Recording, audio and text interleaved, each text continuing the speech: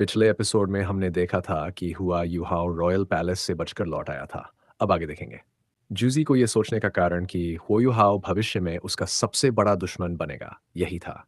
होयुहाओ की खुद को छिपाने की क्षमता ने उसे साधारण टाइटल डोलो से कहीं अधिक खतरनाक बना दिया था। जब किसी व्यक्ति के निशान तक नहीं मिलते तभी वह सबसे भयानक होता है। इसके अलावा जूजी होयुहाओ को बहुत अच्छी तरह जानती थी, उसे उसके पोटेंशियल का अंदाजा था। उसके पास अल्टीमेट मार्शल सोल था और उसके पास पहले ही 7 सोल रिंग्स थे। इसमें कोई संदेह नहीं था कि वह निकट भविष्य में टाइटल डुलू बन जाएगा। एक अल्टीमेट मार्शल सोल वाला टाइटल डुलू एक इविल सोल मास्टर से भी अधिक भयावह होता है। होयुहाओ जब होटल लौटा तो हमेशा की तरह खिड़की से अंदर आया। अब तक वह शांत हो चुका था। उस स्पिरिचुअल टाइप सोल दुलू को मारकर उसने अपने मिशन का उद्देश्य पूरा कर लिया था, लेकिन इससे दुश्मन भी बहुत अधिक सतर्क हो गया होगा। अब सन मून एम्पायर निश्चित रूप से हेवनली सोल एम्पायर के इंपीरियल पैलेस की निगरानी बढ़ा देगा। लेकिन क्या वह और इंतजार कर सकता था? सबसे अच्छा तरीका यही होता कि वह दुश्मन के चौकन्नेपन के कम होने का इंतजार करता और फिर दोबारा अपनी निगरानी जारी रखता। तनाव की अवधि के बाद दुश्मन ढीला पड़ सकता था, जो उसके लिए एक अच्छा अवसर बनता। लेकिन हो युहाओ अब और इंतजार नहीं कर सकता था। अभी भी बहुत सारे काम थे जो उसे करने थे। उसे यहाँ से जल्द जानकारी इकट्ठी करनी थी। साथ ही पिछली रात की अपनी पूरी सर्वेलेंस के दौरान उसे ये निश्चित हो गया था कि न तो माशाओताओ और न ही थांगया इंपीरियल पैलेस में थीं। वे दोनों होली गोस्ट चर्च की होली लेडीज थीं और अत्यंत सम्मानित थीं। अगर वे हेवनडोस सिटी में होतीं तो वे निश्चित रूप से महल में होतीं। चूंकि वहां नहीं थीं, इसका अर्थ था कि वे संभवतः इस शहर में भी नहीं थीं। यह सोचकर हो युहाओ का अच्छा मूड थोड़ा फीका पड़ गया। मशाता और तंगिया को ना ढूंढ पाना यह दर्शाता था कि उसके इस मिशन का सबसे महत्वपूर्ण लक्ष्य अधूरा रह गया था। वह कैसे खुश रह सकता था? अब क्या करूं? क्या मुझे किसी इविल सोल मास्टर को पकड़कर उससे जानकारी लेनी चाहिए? होयुहाओ ने भौहें सिकोड़ ली। यह सबसे मूर्खतापूर्ण विचार था। शायद इससे कुछ लाभ हो सकता था, लेकिन यह आसान नहीं होता। और वैसे भी संभव था कि वे इविल सोल मास्टर्स तंगिया के ठिकाने के बारे में कुछ न जानते हों। फिर भी ऐसा लग रहा था कि उसे यह प्रयास करना ही पड़ेगा। वह पद्मासन लगाकर बैठ गया और कुछ देर सोचने लगा। इसके बाद उसे लगा कि इससे बेहतर कोई योजना नहीं सूझ रही है। किसी इविल सोल मास्टर को पकड़कर उसकी स्मृतियां खंगालना ही फिलहाल सबसे अच्छा उपाय था। रणनीति तय करने के बाद उसके मन में एक और लक्ष्य आया। उसने थोड़ी देर विचार किया और फिर अपनी योजना को पूर्ण करना शुरू किया। अगर उसे किसी इविल सोल मास्टर को खोजना था तो सबसे उपयुक्त स्थान स्वाभाविक रूप से इंपीरियल पैलेस ही था। लेकिन उसने अभी अभी महल में हंगामा मचाया था। अब महल की सुरक्षा बहुत सख्त हो गई होगी। ऐसे में वह किसी अकेले इविल सोल मास्टर को कैसे पकड़ सकता था? ये उसके लिए एक बड़ी समस्या थी। इसके अलावा जिस इविल सोल मास्टर को वह पकड़ेगा वह बहुत कमजोर भी नहीं होना चाहिए, अन्यथा उससे उपयोगी जानकारी निकालना कठिन होगा। योजना बनाने के बाद हुईहाउ धीरे धीरे ध्यान में चला गया और अपने शरीर में मैनिफोल्ड मिस्टीरियस आइस एसेंस को अवशोषित करने लगा। जब से उसने मैनिफोल्ड मिस्टीरियस आइस एसेंस को अवशोषित करना शुरू किया था, हर बार ध्यान करने पर उसे लगता था कि उसकी कल्टीवेशन तेजी से बढ़ रही है। उसकी सोल पावर लगातार मजबूत होती जा रही थी और वह धीरे धीरे सोल डुलू बनने के करीब पहुंच रहा था। अगर वह पूरी तरह तैयार होता तो वह यह परीक्षण करना चाहता कि उसकी कल्टीवेशन किस स्तर पर पहुंच चुकी है। उसके अपने अनुमान के अनुसार वह अब कम से कम रैंक 77 पर था। इसका अर्थ था कि उसकी सोल पावर में बहुत बड़ी वृद्धि हुई थी। उसने इस दौरान बहुत लाभ पाया था। अगली सुबह हुईहाउ अपने स्पेक्ट्रल डेमीप्लेन में गया और तीनों भालुओं को खाना खिलाया। इसके बाद वह फिर सड़कों पर निकला और इंपीरियल पैलेस की दिशा में चल पड़ा। सड़कों पर चलते हुए वह अपने आसपास की बातचीत पर ध्यान दे रहा था। बहुत से लोग महल से आए आवाज के बारे में चर्चा कर रहे थे। यहाँ तक कि ये अफवाह भी फैल चुकी थी कि महल के आसपास का इलाका अब प्रतिबंधित है। हुईहाउ महल की ओर चलता रहा और एक चक्कर लगाकर वापस लौट आया। उसने पाया कि हेवनडाउ सिटी सन मून एम्पायर केवल उसी सड़क को प्रतिबंधित किया था जहां पिछली रात विस्फोट हुआ था। ये वही सड़क थी जहां महल की दीवार का एक हिस्सा उड़ गया था। अब उसकी मरम्मत चल रही थी। इसके अलावा बाहर से देखने पर महल में सब कुछ सामान्य लग रहा था। उसने अपनी स्पिरिचुअल पावर से अंदर की जांच नहीं की। पिछली रात उसने अपनी सर्वोच्च स्पिरिचुअल पावर का उपयोग किया था। अब दुश्मन निश्चित रूप से सतर्क था। कोई भी स्पिरिचुअल बैरियर या इसी तरह के सोल टूल्स अब सक्रिय होंगे। अगर वह इस समय स्पिरिचुअल डिटेक्शन करता तो ये मानो वह खुद जाल में फंसने जा रहा हो।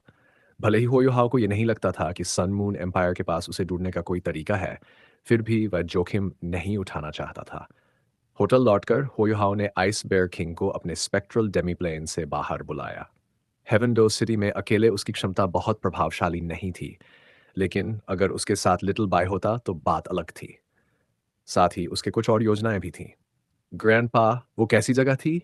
बहुत मज़ेदार थी। वहाँ के स्केलेटन्स बहुत दिलचस्प हैं, लेकिन वे मुझसे भाग क्यों रहे थे? लिटिल बाय ने उत्साह से पूछा। हुयुहाव ने डेमीप्लेन में उसके लिए कोई सीमा निर्धारित नहीं की थी। उसने उसे बिग माओ और सेकंड माओ को खेलने के लिए बाहर लाने की अनुमति दी थी। जब इलेक्ट्रोलक्स ने ये डेमीप्लेन बनाया था, उसने ऐसा तंत्र बनाया था जिससे उसमें मौजूद स्पेक्टर्स विकसित हो सकें। यहाँ तक कि हुयुहाव को भी ये नहीं पता था कि उन्हें अपनी ऊर्जा कहाँ से मिलती थी। इलेक्ट्रोलक्स द्वारा छोड़ी गई स्मृतियों के अनुसार यह ऊर्जा स्पेशल स्ट्रेंथ से आती थी, लेकिन इलेक्ट्रोलक्स ने यह कैसे किया, इसका कोई अंदाजा नहीं था। ये किसी दूसरी दुनिया की शक्ति लगती थी। जब तक उसकी कल्टिवेशन इलेक्ट्रोलक्स के स्तर तक नहीं पहुंचती, तब तक वह इसका रहस्य नहीं जान सकता था। हुयुहाव ने कहा, यह एक डेमी प्लेन है जो मेरे एक शिक्षक ने मेरे लिए छोड़ा था। ये हमारी दुनिया का समानांतर आयाम है और इसे केवल मैं ही खोल सकता हूँ। अगर तुम्हें ये जगह पसंद है तो मैं तुम्हें भविष्य में कई बार यहाँ आने दूंगा। लेकिन अभी हमारे पास एक काम है, तुम्हें मेरी योजना का पालन करना होगा। पोयुहाव ने आइस बेयर किंग को अपनी योजना समझाई। वह जानता था कि आइस बेयर किंग सरल स्वभाव का है और बहुत जटिल योजना याद नहीं रख सकता। इसलिए उसने उसके हिस्से का मिशन बहुत सरल रखा और बाकी जटिल हिस्सा खुद संभालने का निश्चय किया। योजना तय करने के बाद पोयुहाव और आइस बेयर किंग होटल में ही आराम करने लगे। 2 दिन बाद हेवेंडो सिटी की सड़कों पर अब भी भीड़ थी। शाम का समय था और आसमान अंधेरा होने लगा था। यही समय था जब होटलों और रेस्टोरेंटों में सबसे अधिक चहल-पहल होती थी। बहुत से लोग घर जा रहे थे जबकि कई लोग खाने-पीने की जगहों की ओर बढ़ रहे थे। होयोहाव धीरे-धीरे भीड़ में चलता रहा। 2 दिनों की निगरानी के बाद महल की स्थिति फिर से शांत हो चुकी थी। टूटी हुई दीवारें अब मरम्मत हो चुकी थी। जहां तक महल के अंदर की बात थी, उसने स्पिरिचुअल डिटेक्शन से कुछ नहीं पाया। आज वही दिन था जब उसे असल में कार्रवाई करनी थी। इंपीरियल पैलेस अब दूर से दिखाई दे रहा था। हुओयुहाव स्वाभाविक रूप से उसकी ओर बढ़ा। फिर वह महल के पास एक छोटे से रेस्टोरेंट में बैठ गया। उसने कुछ व्यंजन मंगाए और अकेले बैठकर खाने लगा। उसी समय एक आकृति चुपचाप महल की दीवारों के बाहर प्रकट हुई। उसके शरीर के चारों ओर की रोशनी विकसित हो रही थी, मानो वह आकृति पूरी तरह हवा में घुल मिल गई हो। बस इतनी सी बात थी कि हल्की रोशनी में हवा की परतें कुछ कुछ विकृत सी दिख रही थीं। अगर वह अभी अपना रूप प्रकट कर देता तो जिसने भी उसे देखा होता, वह दंग रह जाता, क्योंकि वह भी होयुहाव ही था। होयुहाव ने धीरे से पैर के बल छलांग लगाई और महल की दीवारों के ऊपर पहुंच गया। उसने चुपचाप अपनी स्पिरिचुअल डिटेक्शन महल के भीतर की ओर छोड़ी। वास्तव में जैसा उसने अनुमान लगाया था, महल की रक्षा व्यवस्था पहले जैसी ही थी। आखिरकार इतनी जल्दी ऑसिलेशन और थर्मल डिटेक्टर्स की अधिक स्थापना करना व्यावहारिक नहीं था। महल इतना विशाल था कि इतने अधिक स्पिरिचुअल सर्वेलेंस सोल टूल्स इतने कम समय में जुटाना असंभव था। हुयुहाव ने एक ऐसी जगह ढूंढी जो ऑसिलेशन डिटेक्टर्स की सीमा से बाहर थी और उसी का फायदा उठाते हुए महल में घुस गया। वह तेजी से महल के अंदरूनी हिस्से की ओर बढ़ा। गश्त करने वाले सैनिकों की संख्या भी नहीं बढ़ाई थी। महल के अंदर गहराई तक जाता गया, सब कुछ सामान्य प्रतीत हो रहा था। उसकी स्पिरिचुअल डिटेक्शन की सीमा केवल 100 मीटर तक सीमित थी। उसने बड़े पैमाने पर कोई जांच नहीं की, जहां वह एक अंधेरे कोने में चुपचाप छिप गया। उसी क्षण हवा में हल्की तरंगें उठने लगीं। इसके बाद आसमान से बर्फ गिरने लगी। शुरुआत में केवल कुछ बर्फ के टुकड़े गिरे, लेकिन धीरे-धीरे हवा तेज होने लगी और अधिक बर्फ गिरने लगी। हालांकि हेवेंडाउ सिटी उत्तर के काफी पास था और सर्दियों में वहां बर्फबारी होती, लेकिन बर्फीला तूफान होना असंभव था। यह बर्फीला तूफान बहुत शक्तिशाली था। जब बर्फ के टुकड़े महल की इमारतों से टकराते तो तीखी खरोंच जैसी आवाजें आती। महल के भीतर अफरा तफरी मच गई। गश्त कर रहे कई सैनिक इस तूफान से घायल हो गए। साथ ही महल का तापमान तेजी से गिरने लगा। जहां पहले तापमान 10 डिग्री सेल्सियस था, अब वह घटकर -20 डिग्री तक पहुंच गया। इस अत्यधिक ठंड ने महल में और भी अधिक भ्रम और अव्यवस्था फैला दी। राजमहल के अंदर की संरचनाओं से लगातार परछाइयां बाहर निकल रही थी। वहां सोल मास्टर्स और सोल इंजीनियर्स थे, लेकिन वे कुछ नहीं कर सकते थे, भले ही वे बाहर हों। वे ऐसे भयावह मौसम परिवर्तन का सामना कैसे करते? कई बुद्धिमान सोल इंजीनियर्स ने तुरंत महसूस किया कि समस्या शायद आसमान में है। हर कोई अलग-अलग दिशा में उड़कर जांच करने लगा। हालांकि जैसे ही वे ऊपर गए, उन्हें परेशानी होने लगी। जितना ऊपर जाते गए, बर्फीला तूफान उतना ही प्रचंड होता गया और हिंसक हवाएं चलने लगीं, जिससे उनके फ्लाइंग टाइप सोल टूल्स और आगे उड़ नहीं सके। कई सोल इंजीनियर्स सीधे नीचे गिरा दिए गए और वे भयानक मौत के शिकार हो गए।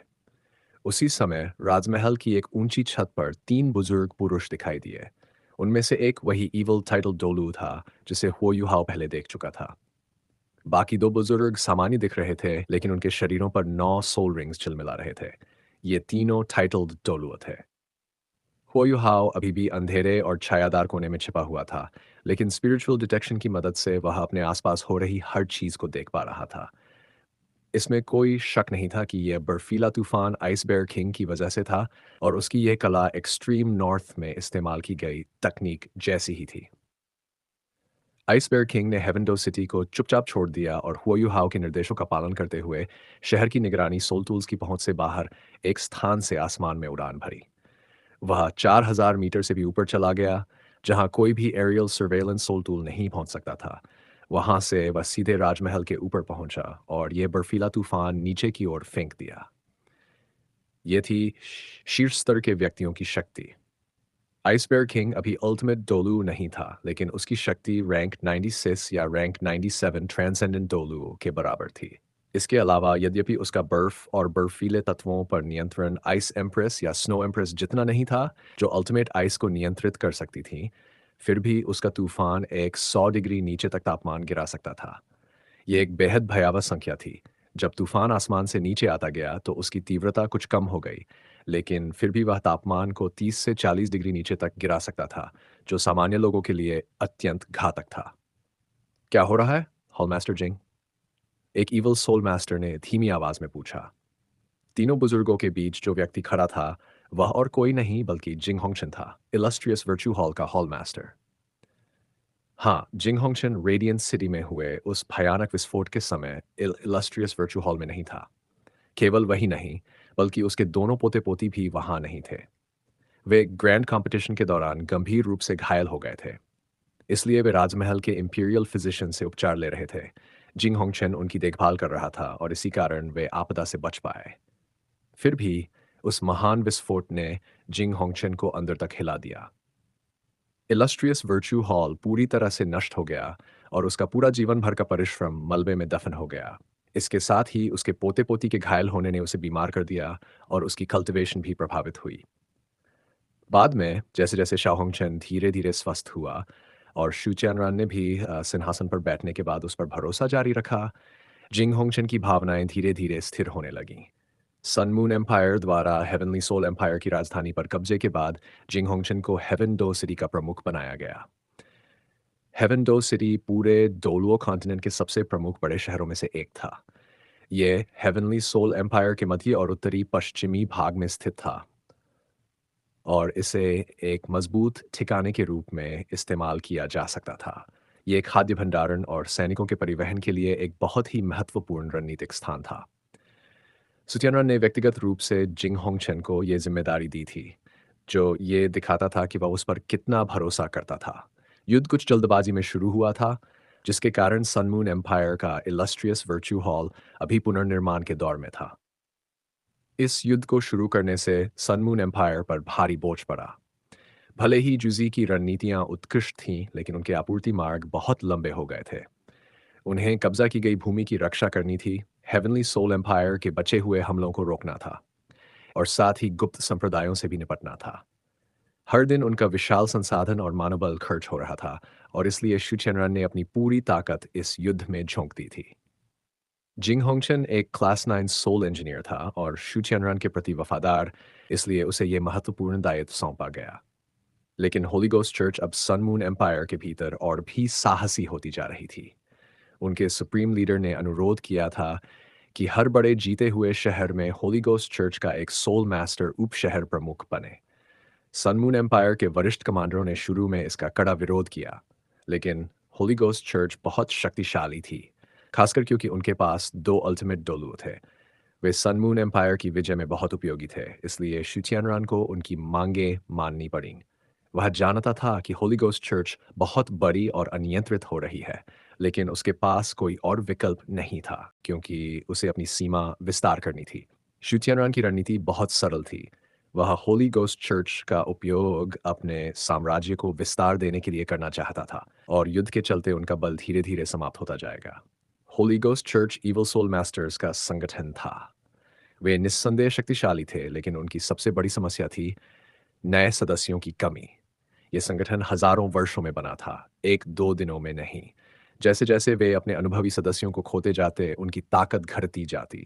जैसे जैसे सन मून एम्पायर का क्षेत्र बढ़ता गया, उनकी राष्ट्रीय शक्ति बढ़ी है और राज परिवार के पास और अधिक सोल मास्टर्स और सोल इंजीनियर्स आए। होली गोस्ट चर्च कमजोर होती जाएगी और शुचियन को उनसे डरने की जरूरत नहीं रहेगी। वैसे भी उनके दोनों अल्टीमेट डोलुओ 200 वर्ष से अधिक उम्र के थे, मानव सीमा के करीब। सुथियानरान को सबसे ज्यादा डर उन्हीं से था। हेवन डो सिटी में होली गोस्ट चर्च को समायोजित करने का परिणाम यह हुआ कि जिंग होंगचिन के साथ एक और टाइटल डोलुओ को वहां तैनात किया गया। ये एल्डर था नाइटमेयर डोलुओ, एक ऐसा सोल मास्टर जो इल्यूजन में निपुण था। उसका मार्शल सोल था नाइटमेयर डीमन, जो युद्ध में कमजोर था लेकिन उसकी इल्यूजरी शक्ति अति प्रबल थी। होयुहाव ने जब पहले उसे सामना किया था, तब नाइटमेयर डोलू ने अपनी पूरी शक्ति का प्रदर्शन नहीं किया था। उसकी इल्यूजन्स से सोल मास्टर्स और सामान्य नागरिक एक स्वप्न जैसी अवस्था में चले जाते थे। इस अवस्था में वह उन्हें नियंत्रित या मार सकता था और मरने के बाद उनका रिजेंटमेंट उसकी कल्टिवेशन के लिए अत्यधिक लाभदायक होता था। कभी उसने अपने निजी स्वार्थ के लिए पूरे गांव को नाइटमेयर में डाल दिया था, जिससे वह सार्वजनिक शत्रु बन गया। कई सोल मास्टर्स ने उसका पीछा किया, लेकिन उसकी इल्यूजन्स बहुत शक्तिशाली थीं और उसने कई लोगों को मारते हुए बच निकलने में सफलता पाई। बाद में वह गायब हो गया और अंततः होली गोस्ट चर्च द्वारा भर्ती कर लिया गया। नाइटमेयर डोलू शीर्ष स्तर के सोल मास्टर्स के लिए बहुत बड़ा खतरा नहीं था, क्योंकि इल्यूजन्स ट्रांसेंडेंट डोलू पर काम नहीं करती थीं। लेकिन सामान्य नागरिकों या सैनिकों के लिए उसकी शक्ति क्लास 9 स्टेशनरी सोल कैनन शेल से भी अधिक विनाशकारी थी। इसलिए होली गोस्ट चर्च में उसकी स्थिति बहुत ऊंची थी। वह एल्डर से भी ऊपर था और उसे होली गोस्ट द्वारा कॉन्सेक्रेटेड किया गया था। जब सन मून एम्पायर ने हेवन डोस सिटी पर आक्रमण किया था, तब नाइटमेयर डोलू ने अपनी इल्यूजन से कई सैनिकों को भ्रमित कर दिया था, जिससे वे एक दूसरे से लड़ पड़े और इसने विजय का बड़ा अवसर बनाया। आजकल नाइटमेयर डोलुओ पहले जितना नहीं मारता था, क्योंकि अब कमजोर आत्माएं उसकी कल्टिवेशन के लिए पर्याप्त नहीं थीं। अब उसे शक्तिशाली सोल मास्टर्स की आवश्यकता थी, जिनकी मृत्यु पर उत्पन्न रिजेंटमेंट उसे लाभ पहुंचा सके। बोलिए, हॉल मास्टर जिंग। नाइटमेयर डोलू का चेहरा कठोर हो गया जब उसने जिंग होंगचन को उत्तर देने के लिए कहा। जिंग होंगचन ने भौहें सिकोड़ते हुए कहा, मैं केवल यही कह सकता हूं कि यह सोल टूल से उत्पन्न नहीं है। यह किसी सोल मास्टर की शक्ति है और इस व्यक्ति को इतना विशाल बर्फीला तूफान लाने के लिए ट्रांसेंडेंट डोलुओ होना चाहिए। मैं ऊपर जाकर देखता हूँ। यहाँ की जिम्मेदारी तुम दोनों पर छोड़ता हूँ। रुको। नाइटमेयर डोलुओ ने तुरंत जिंग होंगचन को रोका। हॉल मास्टर जिंग, अगर तुम्हें कोई टाइटल डोलुओ मिले जिसकी स्पिरिचुअल पावर अत्यंत प्रबल हो, तो मुझे सूचित करना। अगर हम उसे पकड़ पाए तो मैं भविष्य में तुम्हारे लिए कुछ भी कर सकता हूँ। जिंग होंगचन ने उसकी ओर देखा और सिर हिलाया। ठीक है। इतना कहकर वह आसमान की ओर उड़ गया। बर्फीली आंधियों की प्रचंड हवाएं उसकी गति को धीमा तो कर रही थीं, लेकिन उसे रोक नहीं सकी। आखिर वह एक क्लास 9 सोल इंजीनियर था। नाइटमेयर डोलू अब भी युहाओ से अपनी पिछली हार के कारण क्रोधित था, लेकिन उसे उसकी कोई भी झलक नहीं मिली। फिर भी उसके भीतर एक उत्साह था। होयुहाओ एक स्पिरिचुअल टाइप सोल मास्टर था और अगर वह उसकी नाइटमेयर्स में मरता, तो उसका रिजेंटमेंट उसकी कल्टिवेशन के लिए अमूल्य होता। उसकी दृष्टि में होयुहाओ निश्चित ही एक स्पिरिचुअल टाइप टाइटल डोलू था। वह जानता था कि उसकी इल्यूजन्स सीधे किसी स्पिरिचुअल टाइप टाइटल डोलू को नहीं मार सकती, लेकिन अगर वह उसे गंभीर रूप से घायल कर दे, तो उसे मारने का अवसर बढ़ जाएगा और ऐसी मृत्यु से उत्पन्न रिजेंटमेंट उसे एक बार फिर शक्ति के शिखर पर पहुंचा सकता था। The darkness dragon emperor nightmare डुलो रैंक 91 पर था और इविल सोल मास्टर्स के लिए कल्टिवेशन के बाद के स्टेजेस में अपनी शक्ति बढ़ाना बहुत कठिन होता है। होली गोस्ट चर्च ने इतने वर्षों तक अपनी ताकत इकट्ठी की थी और उनके पास काफी सारे टाइटल डोलुओ मौजूद थे। लेकिन ट्रांसेंडेंट डोलुओ बहुत ही कम थे, सिर्फ कुछ ही। इससे साफ पता चलता है कि एक ईवल ट्रांसेंडेंट डोलुओ बनना कितना कठिन था। इसीलिए नाइटमेयर डोलू होयुहाओ को पकड़ने में बेहद दिलचस्पी रखता था और यही वजह थी कि उसने जिंग होंगचन से मदद मांगी थी। एरियल बैटल उसकी ताकत नहीं थी और सीधे मुकाबले की शक्ति में क्लास 9 सोल इंजीनियर जिंग होंगचन उससे कहीं ज़्यादा ताकतवर था। होयुहाओ स्पिरिचुअल डिटेक्शन के जरिए जिंग होंगचन और बाकी दोनों पर नज़र रखे हुए था। जब जिंग होंगचन आसमान में उठा तो होयुहाओ को ज़रा भी चिंता नहीं थी क्योंकि आइस बेयर किंग की ताकत जिंग होंगचन के बस की बात नहीं थी। 5,000 मीटर ऊंचाई पर होने वाली लड़ाई पूरी तरह एब्सोल्यूट स्ट्रेंथ पर निर्भर थी, क्योंकि कई सोल टूल्स की शक्ति वहां कम हो जाती थी। बेशक जिंग होंगचन के पास अपनी जान बचाने के कई तरीके थे और लिटिल बाय उसे हरा नहीं सकता था, भले ही जिंग होंगचन जीत न सके। इसके अलावा लिटिल बाय ने अपना पहला लक्ष्य पूरा कर लिया था। उसे अब पीछे हट जाना चाहिए था और शायद वह जिंग होंगचन से भिड़ेगा नहीं। इस समय रॉयल पैलेस अब भी अफरा तफरी में था। ये बर्फीला तूफान ही इसका कारण नहीं था, क्योंकि आखिर ये हेवनली सोल एम्पायर का रॉयल पैलेस था। अंदर की इमारतें बहुत मजबूत थी, एक्सट्रीम नॉर्थ में सन मून एम्पायर के टेंट्स से कहीं ज्यादा। अगर सब अपने कमरों में रहे तो ब्लिजर्ड ज्यादा नुकसान नहीं पहुंचा सकता था। बेशक ऐसा इसलिए था क्योंकि ये ब्लिजर्ड 5,000 मीटर की ऊंचाई से आया था। अगर आइस बेयर किंग इसे जमीन से छोड़ता तो इसका प्रभाव बहुत अलग होता। जो चीज सबसे ज्यादा परेशानी फैला रही थी वह थी तापमान का लगातार गिरना। जब तापमान -30 डिग्री तक पहुंच गया तो सोल मास्टर्स पर भी इसका असर पड़ने लगा और वह भी कम नहीं। साधारण सैनिक तो हिल भी नहीं पा रहे थे। ज्यादा से ज्यादा सोल मास्टर्स और सोल इंजीनियर्स बाहर निकल आए थे। ऐसे भयंकर ब्लिजर्ड में आदेश देना लगभग असंभव था, इसलिए वे सिर्फ ठंड का मुकाबला करते हुए उसे झेल रहे थे। इस स्थिति में रॉयल पैलेस के भीतर सोल पावर और स्पिरिचुअल अंडुलेशंस बेहद अस्त व्यस्त थे। ओयुहाव ने दोबारा स्पिरिचुअल डिटेक्शन सक्रिय किया और छत पर मौजूद दो टाइटल डोलू से बचते हुए अपनी डिटेक्शन उस दिशा में बढ़ाई जहां सबसे ज्यादा लोग थे। उसे एक लक्ष्य खोजना था ताकि वह हमला कर सके। ईवल सोल मास्टर्स की सोल पावर अंडुलेशन सामान्य सोल मास्टर्स से बहुत अलग होती थी और उनकी ऑरा भी अलग होती थी, इसलिए किसी ईवल सोल मास्टर को ढूंढना कठिन नहीं था। हो यू हाउ एक ऐसे ईवल सोल सेज को खोजना चाहता था जो ताकतवर और ऊंचे दर्जे का हो, ताकि उसे कई रहस्यों की जानकारी हो। वास्तव में हो यू हाउ ने अपनी स्पिरिचुअल पावर फैलाते ही अपना लक्ष्य ढूंढ लिया। कई ईवल सोल मास्टर्स एक कमरे में जमा थे जो उससे लगभग 400 मीटर दूर था। उनमें एक व्यक्ति स्पष्ट रूप से नेता था जबकि बाकी की कल्टीवेशन उससे कम थी। वह व्यक्ति एक सोल सेज था और उसके शरीर से नीला धूसर सोल पावर का घेरा निकल रहा था। बाकी 5 ईवल सोल मास्टर्स के पास 4 या 5 सोल रिंग्स थे। वही है। हुआयुहाओ की आंखें सिकुड़ गईं और उसने तुरंत कदम उठाया। वह फुर्ती से उस दिशा में बढ़ा और कुछ ही क्षणों में उस ईवल सोल मास्टर के पीछे पहुंच गया। उसने कमरे के पास पहुंचकर स्पिरिचुअल शॉक का एक वार 4 रिंग वाले ईवल सोल मास्टर पर किया। 4 रिंग वाला सोल एंसेस्टर एक कराह के साथ जमीन पर गिर पड़ा। उसकी आंखों, नाक, कान और मुंह से खून बहने लगा और उसकी हालत बताती थी कि वह अब जिंदा नहीं रहेगा। कौन है वहां? सोलसेज गर्जा और छत से कमरे से बाहर निकल आया, तभी उसने देखा कि होयुहा मुड़कर भाग रहा है। दुश्मन। ईविल सोल मास्टर्स आमतौर पर बहुत घमंडी होते हैं। एक साथी की मौत के बावजूद उन्होंने होयुहा को देखा जो अब खुद को 2 पीले, 2 बैंगनी और 3 काले सोल रिंग्स के साथ एक 7 रिंग वाले सोल सेज के रूप में दिखा रहा था। ईवल सोल मास्टर्स हमेशा मानते थे कि वे अपने ही स्तर के किसी भी प्रतिद्वंद्वी से अजेय हैं। उसने देखा कि उसका दुश्मन भी सोल सेज है और वह बिना कुछ सोचे समझे होयुहाव के पीछे दौड़ पड़ा।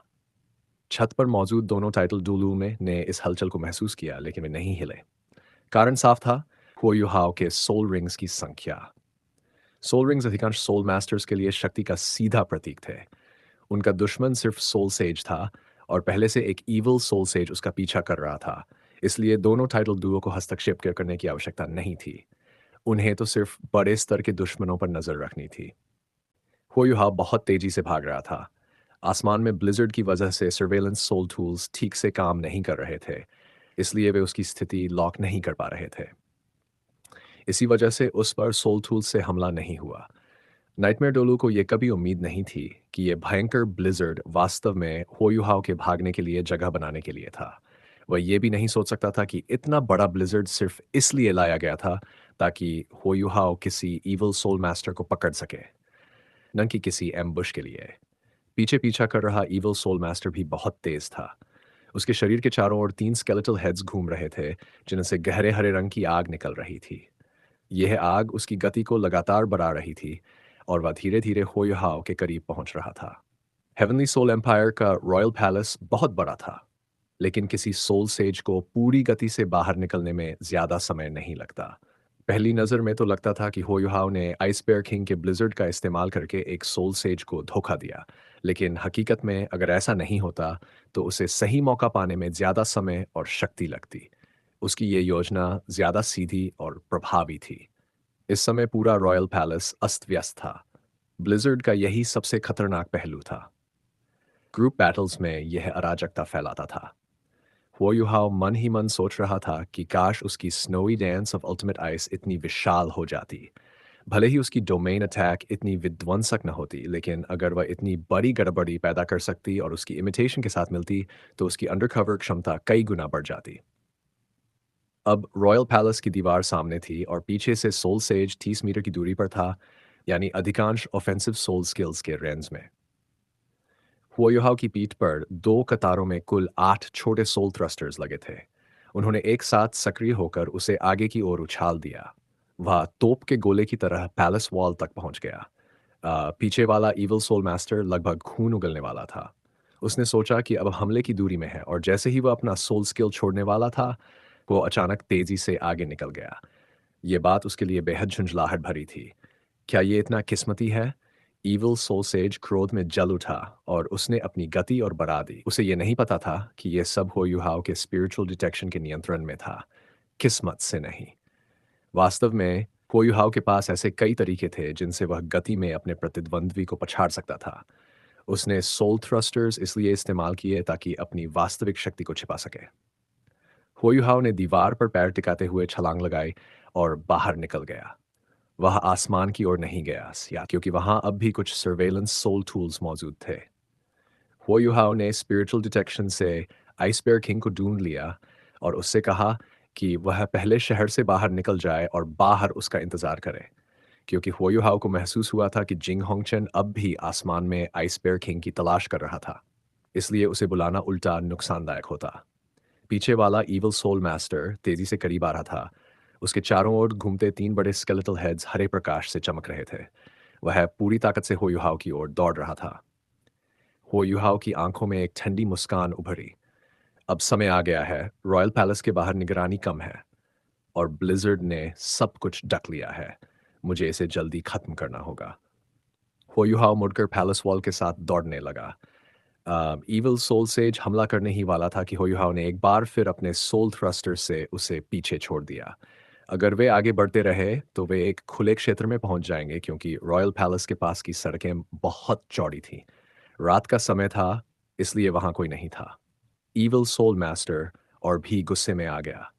ये आदमी बहुत फिसलन भरा है। क्या सच में सोचता है कि वह मुझसे हेवन डो सिटी में बच जाएगा?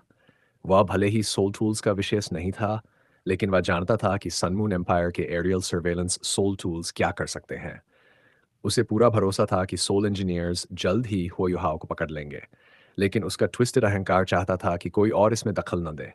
तभी उसने देखा कि आगे भागता हुआ सोल सेज अचानक धीमा हो गया और उनके बीच की दूरी तुरंत घट गई। क्या यह थक गया है? अब सोल पावर नहीं छोड़ पा रहा? ईविल सोल सेज बेहद खुश हुआ। उसने दाहिना हाथ उठाया और एक तीखी आवाज के साथ उसके चारों ओर घूम रहे 3 स्केलेटल हेड्स में से एक निकलकर सीधे होयुहाओ की ओर दागा गया। इस ईविल सोल सेज का मार्शल सोल बहुत असाधारण। जब वह पैदा हुआ था तो उसकी माँ की मौत कठिन प्रसव के कारण हो गई थी। वे लोग जंगल में थे और कई दिन तक वहीं पड़े रहे जब तक कोई उन्हें बचाने नहीं आया। उसकी माँ के शव से निकले जहर उसके शरीर में समा गए स्फोपा, जिससे उसका मार्शल सोल भयानक रूप से म्यूटेट हो गया। उसका मार्शल सोल स्केलेटल हेड बन गया और ये सामान्य सोल मास्टर्स से अलग था। जहाँ सामान्य मार्शल सोल्स कल्टिवेशन विकसित होते हैं, वहीं उसके मार्शल सोल की प्रकृति अलग थी। हर नए सोल रिंग के साथ उसे एक नया स्केलेटल हेड मिल जाता था। अभी तक उसने 3 स्केलेटल हेड्स जारी किए थे और ये उसकी पूरी शक्ति का सिर्फ एक हिस्सा था। तो चलिए ये वीडियो यहीं समाप्त करते हैं। कमेंट में ये ज़रूर बताना आपको किस तरह की वीडियो चाहिए। वीडियो अच्छी लगी हो तो लाइक करना, अपने विचार कमेंट करना। चैनल पर नए हो तो सब्सक्राइब ज़रूर करना। तो चलिए मिलते हैं अगले वीडियो में। धन्यवाद।